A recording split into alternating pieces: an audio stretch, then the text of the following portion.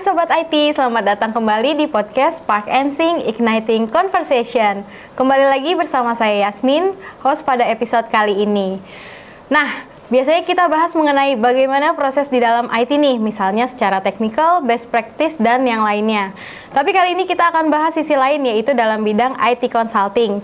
Kita akan bahas gimana sih caranya memanage end-to-end sebuah project dalam IT consulting. Tentu saja saya nggak sendirian, kali ini saya ditemanin oleh Kanisa, seorang project controller dari Narada Code. Halo Kanisa, gimana kabarnya? Halo Mbak Yasmin, Alhamdulillah baik. Mbak Yasmin sendiri apa kabarnya nih? Alhamdulillah baik juga. Nah, kita kepo banget nih Kanisa, gimana sih cara kerjanya seorang project controller, terutama dalam hal-hal yang basicnya dulu nih. Sebenarnya project controller itu apa sih? Oke Mbak Yasmin, jadi project controller itu atau yang biasa kita sebut PC, dia itu adalah seseorang yang bertanggung jawab untuk mengontrol dan memanage keuangan serta sumber daya dalam sebuah project. Sehingga PC itu tidak hanya memastikan project selesai sesuai rencana, tetapi juga memastikan project tetap efisien nih dari segi biaya atau keuangan, serta beliau ini yang mengontrol penggunaan sumber daya dengan bijak. Oke, berarti project controller itu mirip-mirip sama project manager ya, Kanisa? Mirip tapi tak serupa. Project manager dengan project controller itu merupakan dua role yang berbeda, tapi role ini saling berkaitan dalam sebuah project. Oke, saling berkaitan ya. Betul. Bedanya project controller sama project manager itu apa, Kanisa? Oke, bedanya ya, kalau project manager itu beliau bertanggung jawab atas keseluruhan project nih Mbak Yasmin. Contohnya seperti beliau yang memimpin tim, mengelola hubungan dengan user, serta beliau juga yang membuat keputusan strategis untuk memastikan proyeknya selesai sesuai tujuan. Oke. Sedangkan project controller itu, dia itu lebih berfokus untuk memantau, menganalisis, serta melaporkan kinerja proyek, terutama dalam hal waktu, biaya, serta memberikan data dan rekomendasinya kepada project manager. Oke, ternyata seorang project controller ini nih lebih ke memastikan ya bahwa di praktik di lapangannya itu berjalan dengan lancar. Jadi project controller itu yang memastikan project tersebut berjalan dengan lancar hingga project berakhir. Iya. Jadi peran project controller ini nggak kalah penting nih dalam suatu project. Gitu. Oke, berarti memang saling berkaitan ya, Kanisa. Oke, aku juga mau nanya nih, apa aja sih tugas seorang project controller sehingga posisinya tuh nggak kalah penting nih dalam sebuah project? Oke, aku coba jelaskan ya Mbak Yasmin, tugas seorang project controller itu apa aja. Yang pertama, udah pasti project controller itu harus bisa memastikan pekerjaan yang dikerjakan sesuai dengan skop pekerjaan. Yang kedua, memastikan pengeluaran keuangan atau operasional project itu tidak melebihi dari batasan sudah ditentukan, atau ya masih bisa dibilang masih on budget lah gitu. Yang ketiga, memastikan waktu atau timeline pekerjaannya sesuai dengan timeline yang sudah ditentukan. Jadinya timelinenya nggak boleh molor gitu ya. Waktunya, iya betul. Yang terakhir, selain itu project controller juga harus melaporkan setiap progres dari project tersebut gitu. Oke, lalu kalau misalkan itu kan tadi dari sisi projectnya ya nih Kanisa, apakah seorang project controller tuh hanya melakukan tugas-tugas yang itu yang tadi Kanisa sebutin aja nih, atau misalkan ada yang lain? Contohnya, misalkan terkait dengan schedule para konsultan nih yang sedang on project. Tentu tidak hanya itu saja Mbak Yasmin, project controller juga harus memastikan jadwal tim atau konsultan yang terlibat dalam sebuah project tidak bentrok atau bertabrakan dengan project yang lain. Oke. Misalnya nih, ada user project A yang ingin mengundang konsultan atau tim berdiskusi dari Jumat.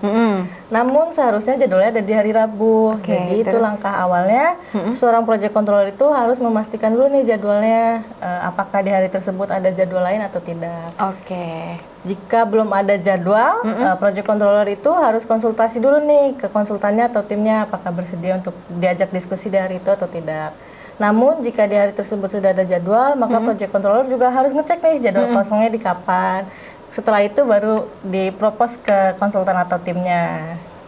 Oke, berarti seorang project controller ini menjadi sebuah jembatan gitu ya Betul. antara user dengan konsultannya. Betul banget, Mbak Yasmin. Nah, kalau dari contoh yang tadi ini Kanisa, kan berarti ada beberapa request yang dadakan nih ya dari betul. usernya gitu.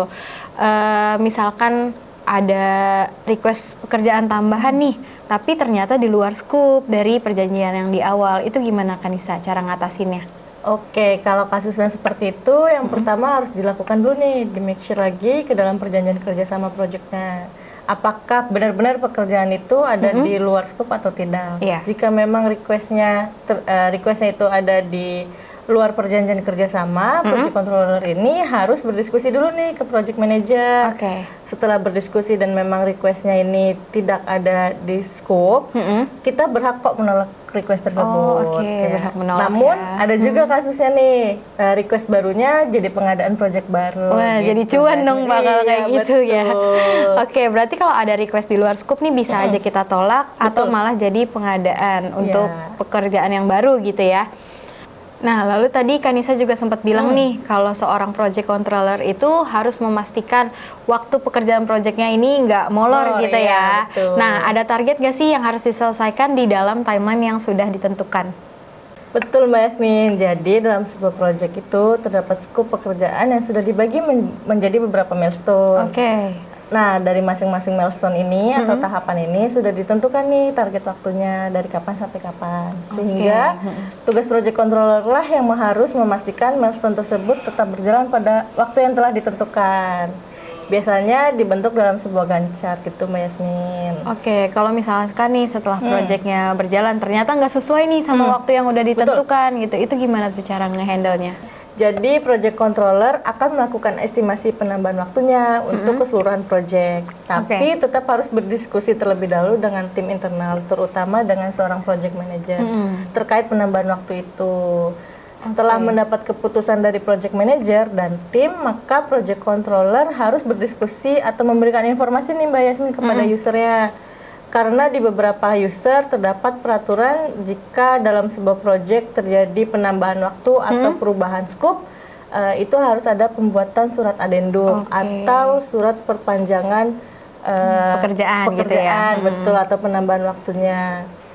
Jadi surat adendum itu dibuat oleh user dan dikeluarkan oleh user untuk menghindari denda yang sudah ditentukan gitu Mbak Yasmin. Karena kan terkadang perbedaan timeline ini terjadi bukan hanya dari sisi vendor atau konsultan saja ya Mbak Yasmin, tapi ada faktor lainnya yang ada gitu. Misalnya ada kendala dari sisi user. Nah, itu tim juga harus dijelaskan ke tim dan ke usernya agar adendum itu dikeluarkan. Oke, jadi ada surat-surat nih ya yang perlu diurus betul banget, agar Mbak Yasmin. pekerjaannya itu berjalan dengan lancar betul juga nih ya. sekali. Dan terhindar dari denda tentunya. Tadi juga sudah dibahas nih ya terkait dengan scope dan waktu. Nah, kalau dari sisi cost-nya itu seperti apa tuh Kanisa? Oke, untuk cost dari setiap project pastinya berbeda ya Mbak Yasmin. Oh, pasti. Jadi project controller ini harus membuat budgeting planningnya dulu nih. Mulai dari transport, terus ada meals, ada internet, printing, sama banyak lainnya gitu kan. Jika dalam scope tersebut terdapat pekerjaan semacam training atau workshop, kita juga harus ngebudgetin nih untuk perlengkapan trainingnya, untuk merchandise-nya.